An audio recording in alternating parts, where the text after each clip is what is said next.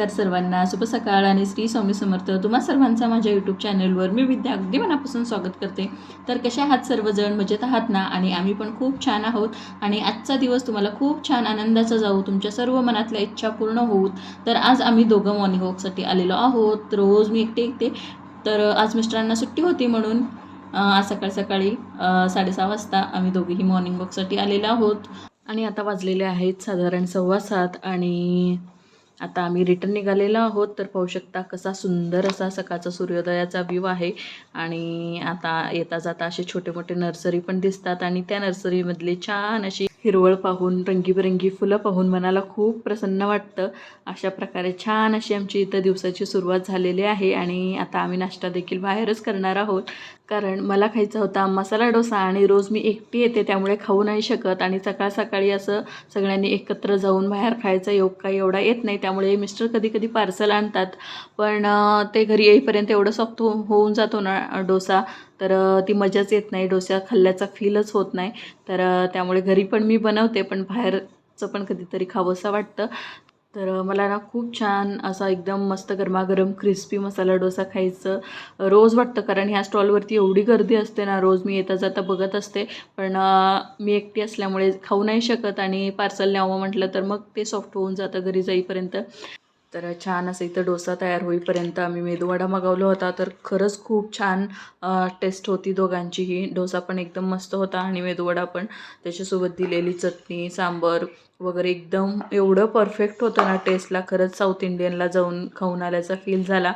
तर आता बघा इथं मी नाश्त्यामध्ये बनवणार आहे इडली. तर त्यासाठी मी इथं पीठ बनवून ठेवलेलं आहे. काल संध्याकाळी मी 6 वाजता वगैरे डाळ तांदूळ भिजवली होती. रात्री झोपताना ते वाटून ठेवलं आणि आता विदाऊट सोडा छान असं पीठ इथं फर्मेंट झालेलं आहे, पाहू शकता. आणि इथं मी दही देखील लावलेलं होतं. तर रोज आता उन्हाळ्याचे दिवस आहेत तर रोज दही बनवते मी घरीच.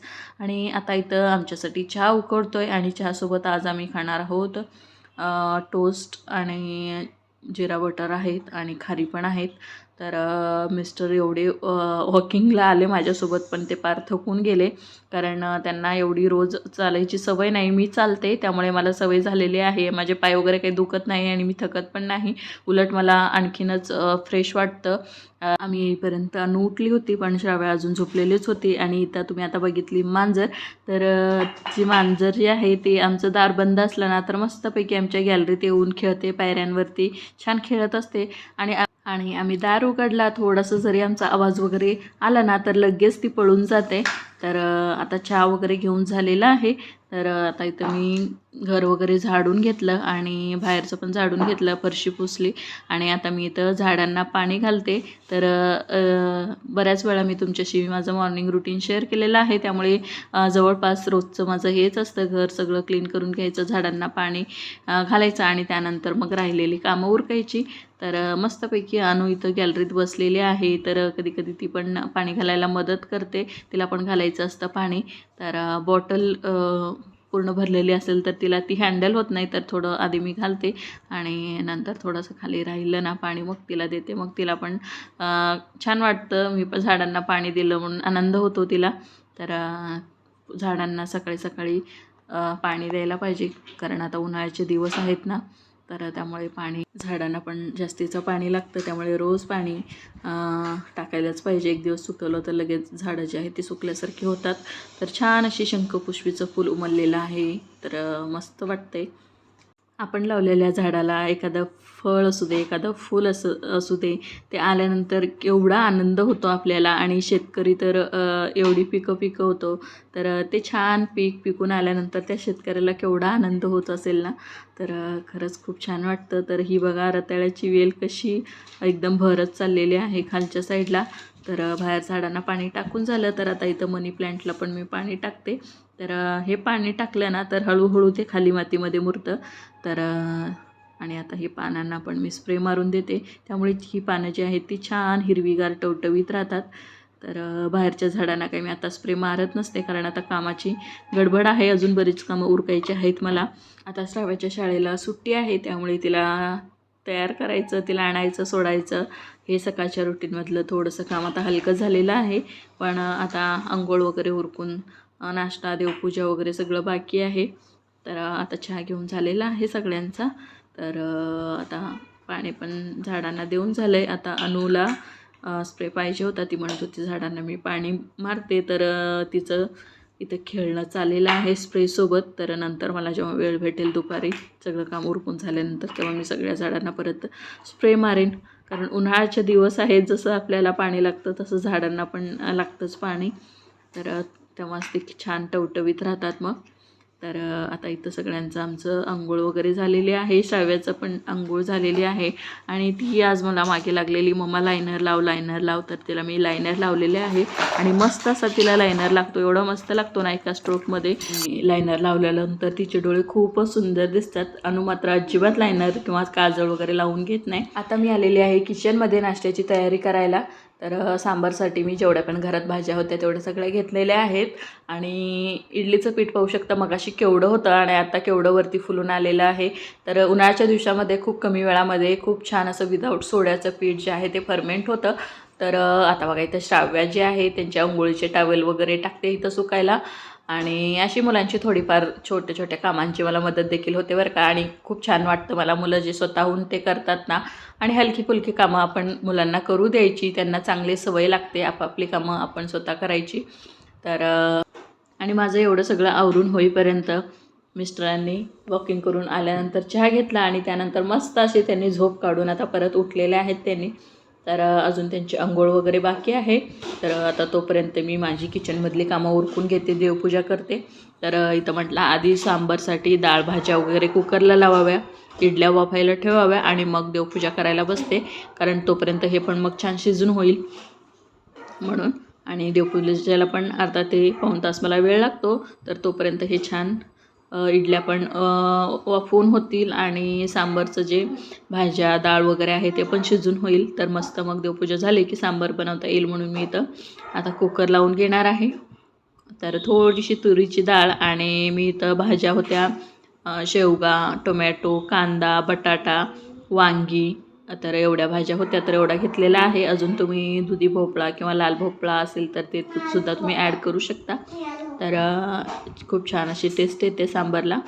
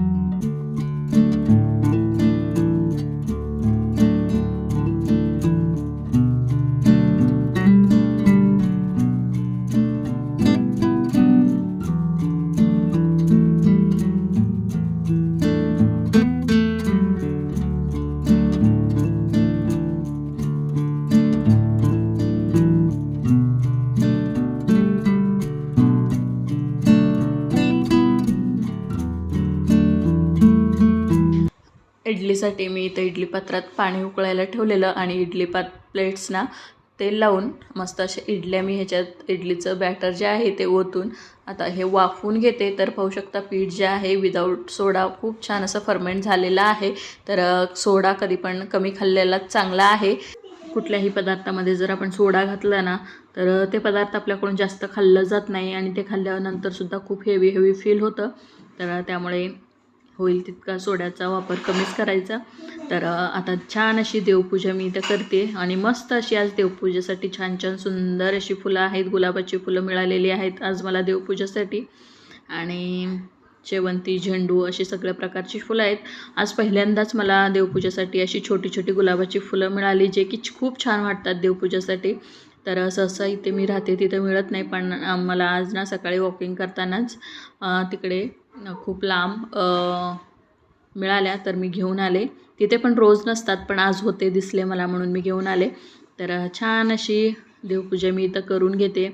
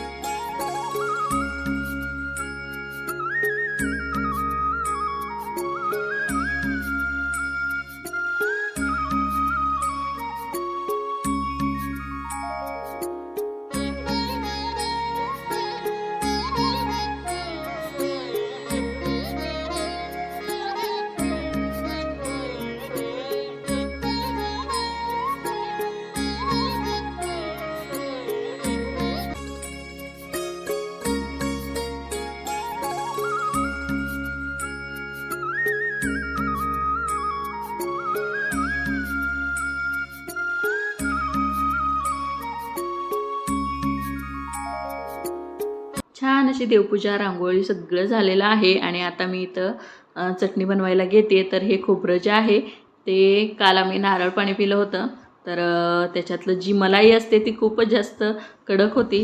तर मुलं काही ती खाल्ली नाहीत, मग ते तसंच मी घेऊन आले होते आणि आता त्याचीच आता मी इथं चटणी बनवणार आहे.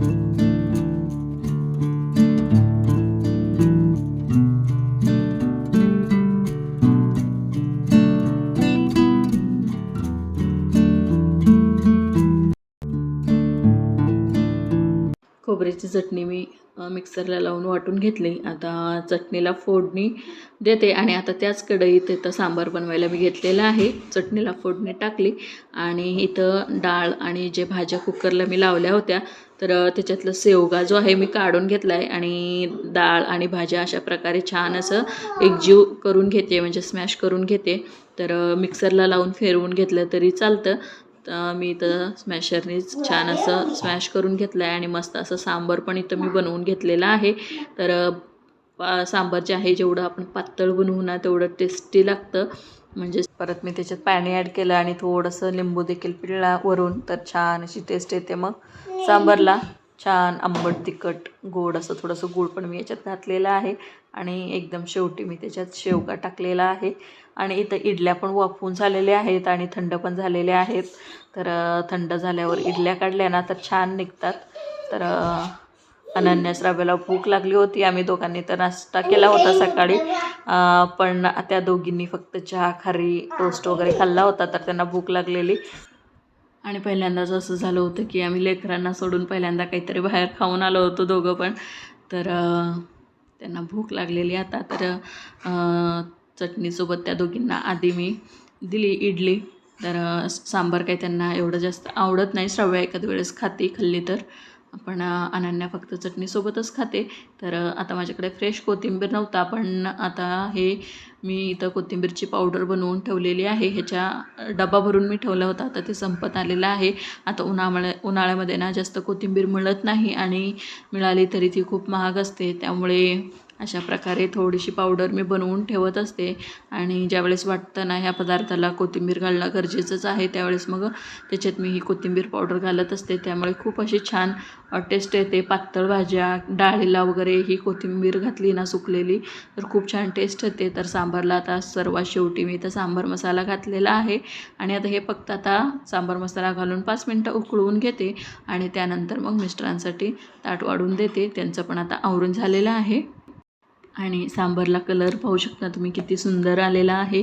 तर अजून मला वाटलं थोडंसं पातळ पाहिजे सांबार म्हणून मी पाणी ॲड केलं.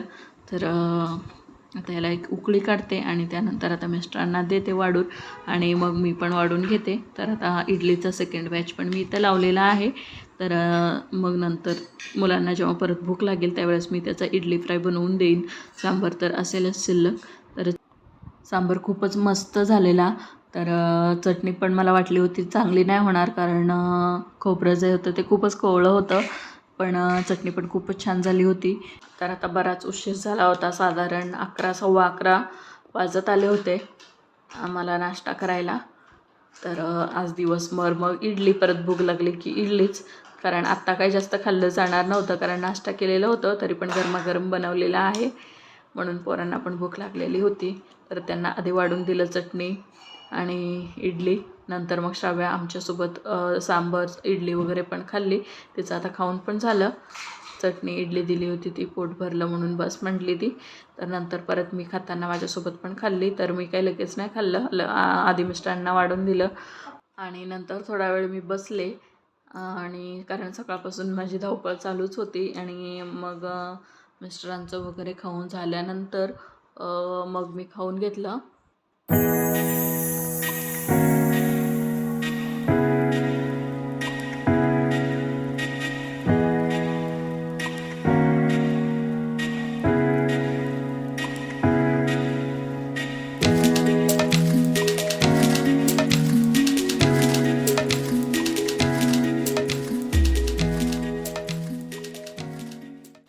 हे आहे माझं इडलीचं ताट. आता मी पण इडली खाऊन घेतली, त्यानंतर कपडे धुवून टाकले आणि आता थोड्या वेळाने परत आता दुपार झालेली आहे आणि मस्त असं घट्टसर दही जे मी घरीच लावलेलं आहे ते मी फ्रीजमध्ये ठेवलं होतं आता थोड्या वेळासाठी आणि छान ते गार झालं होतं. तर आता त्याच्यातलं थोडंसं दही मी इथं घेतलेलं आहे, त्याच्यात साखर टाकून आम्ही सगळे खाणार आहोत. तर आधी अनन्याला दिलं तिला खूप घाई असते, दही खायची खूप आवडते तिला. आणि त्यानंतर आता सगळं काम उरकून झाल्यानंतर इथं मस्त असा नेलपेंट मी लावलेला आहे. अनन्या श्राव्यालासुद्धा लावला. श्राव्याला तर खूप घाई लागली होती, कारण आता सुट्ट्या लागलेत ना, स्कूल चालू असताना तिला काही एवढं लावायला भेटत नाही. पण आता सुट्ट्या पडलेत म्हणून माझ्या मागे लागलेली लाव. मग त्या दोघींना पण लावून दिलं, मी पण लावून घेतलं. आणि आता मस्त दोघी पाण्याचा स्प्रे घेऊन इथं खेळत आहेत. आणि मस्त पाण्यामध्ये पाय ठेवून मस्त असे फूटप्रिंट ते तयार करतायत. मुलांना कुठून कुठली का हे असली आयडिया सुचतात काय माहिती, कुठं तर बघितलेले असतात आणि लगेच ते करून बघायचं पण असतं खरंच होतं आहे का तसं. तर अशा खेळामध्ये मुलांना खूप मजा वाटत असते. तर मी नेलपेंट लावून येईपर्यंत मस्त असा दोघींचा बाहेर खेळ चाललेला होता. चला तर आजचा हा ब्लॉग मी इथं सेंड करते. भेटते तुम्हाला आणखीन एका छानशा डेली ब्लॉगसोबत. तर इथंपर्यंत तुम्ही माझा व्हिडिओ पाहिलात म्हणजे नक्कीच तुम्हाला व्हिडिओमधला काहीतरी आवडलं असेलच. तर नक्कीच आवडलं असेल तर व्हिडिओला एक लाईक करा आणि कमेंटसुद्धा करा. आणि चॅनेलवर जर कोण नवीन असाल, पहिल्यांदाच माझा व्हिडिओ तुम्ही पाहत असाल तर नक्कीच माझ्या चॅनलला सबस्क्राईब करा. कमेंटसुद्धा करत जावा. व्हिडिओ आवडला तर लाईक करा, त्यामुळे मला पुढचा व्हिडिओ बनवण्यासाठी प्रोत्साहन मिळेल. मम्मा